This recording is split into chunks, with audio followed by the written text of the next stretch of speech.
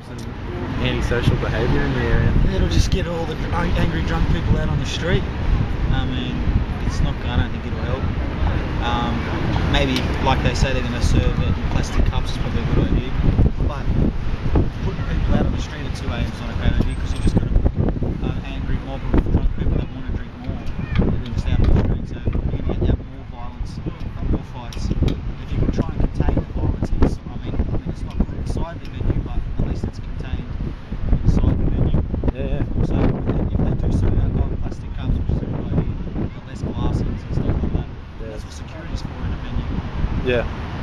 Treating Coogee as like a last port of call type of thing? Yeah, I guess so, but they're gonna, if they want to find somewhere to drink, they're going to find it, sort of thing. So they're just going to go somewhere else. So I don't think it'll work. I say it's not a good idea, but it probably is a good idea. Being only 20, I mean, people like to do it, but it's probably a sensible idea. Yeah, I guess just more of a general question. Do you think it's kind of a good or a bad thing that government's kind of taken the initiative and trying to curb antisocial behaviour by... I think it's a good idea that they're taking the initiative to stop the binge drinking and all that, but I just think they're going the wrong way about it. Maybe more money should be put into education about it in schools, rather than just saying, shut at 2 AM and that's it. So it's not going to help. People are going to drink regardless. They're just going to go home and drink. Do you think, final question, if this is kind of an attack on the drinking culture that Australia is so famous for, do you think it's possible in like 10, 15 years time that people will just generally be drinking less as a result of these types of measures? It's a tough one. I don't think so. It's bad to say, but it's like the Australian way we love a drink. And it is, I don't know, they're saying it's antisocial behaviour, but it is a social thing to do, to have a drink. I mean, it's probably not social to have 14, 15 drinks, but I don't think it'll stop anytime soon. Nice one.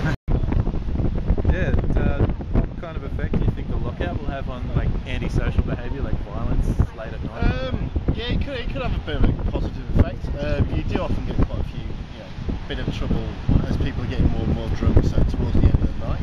But I don't know whether you might have the impact of just people just drinking quicker, so therefore having the same amount of drink but having it earlier. I don't know if that'll happen or not. Yeah, right. Well, I don't know, but I think that if it's a lockout at 2 o'clock, people might just start drinking in the street.